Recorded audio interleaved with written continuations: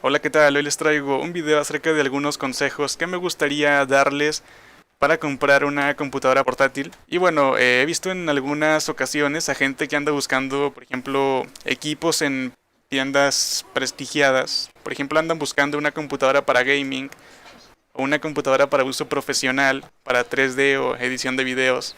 Y los vendedores les quieren dar una computadora carísima con un Intel Celeron, 2 gigabytes de RAM y 500 de disco duro, ¿no? Entonces es una gran estafa, o sea, los están estafando. Únicamente quería comentarles esto para que estuvieran un poquito más al pendiente. Yo sé que hay gente que ya conoce y todo eso, pero más bien va dirigido para las personas que no tienen idea, ¿no? de las computadoras.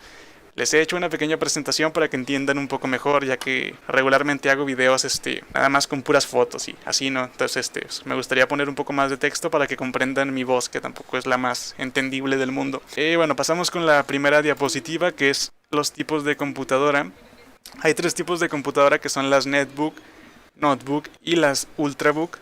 La netbook va dirigida para los estudiantes jóvenes, para aquellos que no requieran tanta potencia, o sea, únicamente como para ver correos electrónicos, navegar por internet o edición de textos con el Office, y también para las personas que a lo mejor no usan la computadora, bueno, o sea, que quieren utilizar la computadora como una extensión de la computadora de escritorio, o sea, únicamente la quieren para salir y transportarla, ya que la notebook es más pequeña. Después sigue perdón, dije la notebook, era la netbook. Ahora sí ya vamos con la notebook. La notebook ya suele ser de un tamaño mediano a grande y más bien las usan ya personas un poco más profesionales, ¿no? O sea, no porque tengas una notebook quiere decir que seas acá un experto, pero sí ya la usa un porcentaje de la audiencia que la va a utilizar para cosas un poco más complejas, por ejemplo, edición de fotos y demás. La Ultrabook vendría siendo la última, que no es más que la notebook. Es la misma cosa que la notebook, nada más que la Ultrabook es un poco más delgada y menos pesada. Y aparte de eso, en algunas ocasiones le quitan el lector de discos a la computadora para que la puedan hacer más delgada. Y bueno, yo creo que es un pequeño capricho, ya que no es tampoco una gran diferencia. O sea, por lo menos las notebook que han sacado actualmente no se diferencian tanto de las otras, a menos que vayas a comprar una Ultrabook de $20,000. Pero bueno, la notebook y la Ultrabook nada más se diferencian en eso, en el peso y el tamaño. Las dos pueden contener las mismas características, así que da igual. Después sigue el tamaño de la pantalla, va de 11.1 hasta arriba de las 17 pulgadas, aunque nada más suele llegar hasta las 17 pulgadas, debido a que bueno, hay empresas que han hecho pantallas gigantescas. Por ejemplo, HP sacó una computadora de 21 pulgadas, pero era un monstruo, o sea, no se podía transportar ni nada por el estilo. Entonces bueno, la mayoría de las empresas lo dejan en 17 pulgadas, algunas 18.1, punto 2, no recuerdo. Pero bueno, cada tamaño va dirigido a cierta audiencia. Por ejemplo, las de 11.1 hasta 14 tienen las ventajas de que son más portables, y no porque sean pequeñas quiere decir que no sean potentes. Lo mismo pasa con diferentes marcas y diferentes modelos. Las de 15 a 15,6 pulgadas son las que más se han vendido en el mercado. Son las más normales, son un poco más cómodas en el uso de la pantalla, porque bueno, no son tan pequeñas ni tan grandes. Pero bueno, el tamaño de la pantalla no lo es todo. Por último, también tenemos las pantallas mayores a 17, de 17 o mayores a 17. Son de gama más alta y regularmente son usadas ya por profesionales que necesitan más espacio en pantalla, debido a que trabajan con diferentes programas de edición o simplemente porque eres gamer y te gusta jugar con pantallas grandes. Suelen ser de mayor comodidad que las anteriores porque son más grandes, suelen tener más resolución, la cual las hace más nítidas. Pero bueno, su desventaja es la portabilidad, suelen ser menos transportables porque bueno, son más grandes y más espaciosas. Y bueno, ya saben, el tamaño no lo es todo, también depende de la resolución de la pantalla para tener una mejor experiencia. Puede que tengas una pantalla de 17 pulgadas, pero con resolución de 1024 por 768, entonces se va a ver muy mal. Entre más resolución se va a ver bastante mejor, aunque también depende del tipo de pantalla. Puede que sea LED o puede que sea LCD. Regularmente la pantalla LED ahorra más energía. Pasamos con la siguiente diapositiva. ¿Qué marca elegir? Pues bueno, tendríamos primeramente aquí una pequeña comparativa de laptops que fallaron a los 3 años. Por ejemplo, tenemos a Asus con un porcentaje del 15.6% de laptops que fallaron a los 3 años y también a los 2 años, que es la barra azul, y la barra roja es a los 3 años. Toshiba ha fallado 15.7% y la que más ha fallado es la HP. Es una lástima porque yo tengo un HP y bueno, o sea, tampoco me siento de lo más orgulloso, pero, o sea, es un porcentaje, ¿no? Un porcentaje de fallas que van teniendo las laptops y en eso se basan algunas páginas para decir que, por ejemplo, una empresa es mejor que otra en el porcentaje de fallas. También en la construcción de las computadoras, el tipo de materiales que utilizan. Y también en algunas ocasiones, bueno, sobre todo en laptops, el tipo de sistema de refrigeración que usan, ya que, bueno, entre más potencia le metas a una laptop, se calienta más y si no tienes el sistema de refrigeración correcto, vas a tener muchos problemas de sobrecalentamiento, se te va a estar apagando y demás. Pero hasta ahorita Asus es la que va a la cabeza. Apple también tiene, bueno, de Asus hasta Dell, se podría decir que son las computadoras o marcas de computadoras más confiables, ya después de Lenovo hacia HP. Pues vendría siendo lo último, ¿no? Lo último de lo último. Procesador, memoria RAM y espacio en disco. Los procesadores AMD e Intel son los más usados. Bueno, son los únicos más bien que se utilizan en equipos de cómputo. Los procesadores de Intel son más caros pero eficientes, sobre todo los de nueva generación. Eso siempre se ha sabido. O sea, Intel domina en el mundo de las portátiles. Y también, pues no quiero entrar acá en controversia, pero también domina en el mundo de las computadoras de escritorio. Depende para qué tipo de uso le vas a dar a tu computadora. Por ejemplo, si la quieres para edición en general o creación de contenido 3D o para un montón de cosas, o sea, básicamente para todo y lo quieres hacer al máximo rendimiento, pues te conviene comprarte un Intel Core i7. Hay un montón de series del i7, o sea, no te puedo decir todas ahorita, pero investiga qué tipo de procesador i7 tiene la computadora que vas a comprar. Y bueno, el i7 es como lo máximo de Intel, sobre todo en laptops, que bueno, ya van por la quinta generación, creo. Ahorita están en la cuarta. Y bueno, el i5 es como un rendimiento bueno, pero más general, o sea, vas a hacer prácticamente lo mismo que hace el i7, pero con menos potencia. Regularmente tienen de 2 a 4 núcleos.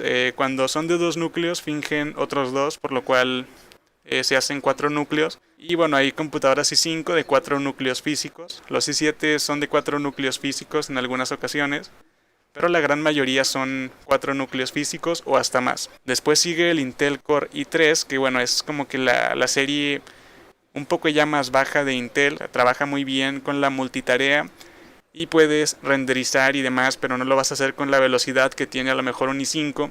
Y bueno, todos son de 2 núcleos, nada más que simulan otros 2 núcleos, lo cual les da un poco más de potencia, ¿no? Al igual que el i5, nada más que el i5 ya suele ir un poco más allá de los 2 núcleos.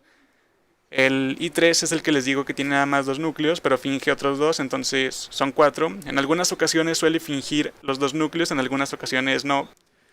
Pero bueno, este es como para un uso más normal, ¿no? Edición de textos, videos, multitareas y lo vas a hacer todo con mucha fluidez. Y por último sigue el Intel Celeron y el Atom. El Intel Celeron y el Atom, que ya son procesadores menos potentes, pues, los cuales son utilizados ya para las netbooks o para las notebooks de bajo rendimiento. Estos suelen tener a veces un núcleo o a veces suelen tener 2. Por ejemplo, el Celeron ya están incorporando 2 núcleos.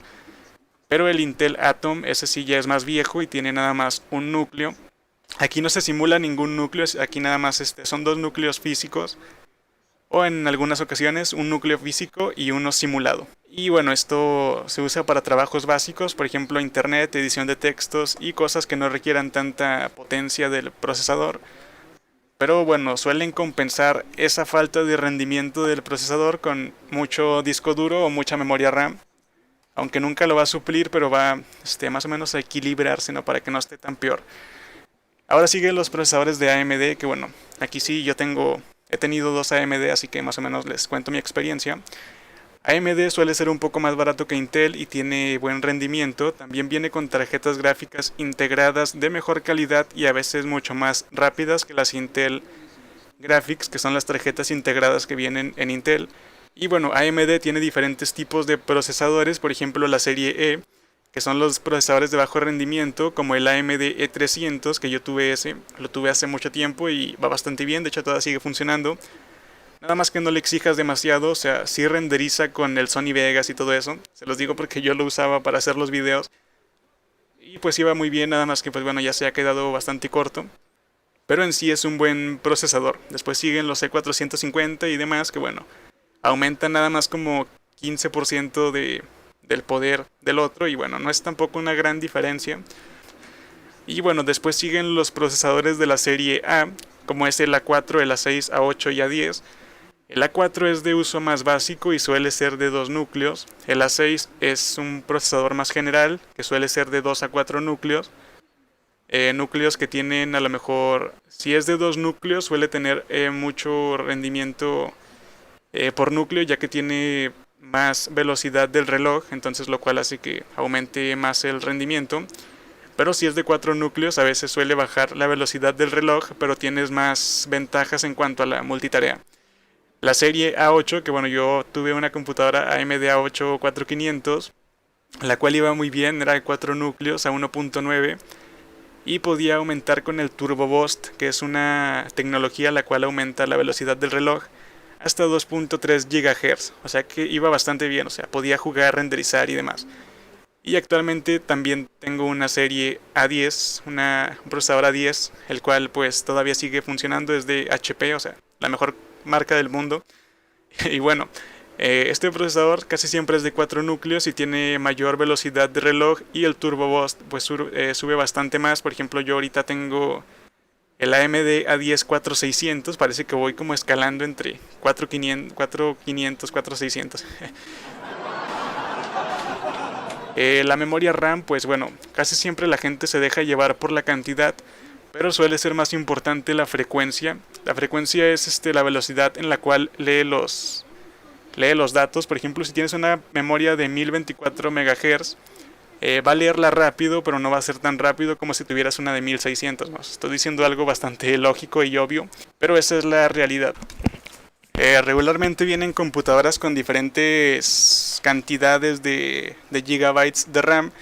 Y bueno, 4 GB de RAM es lo más normal para una computadora de uso promedio.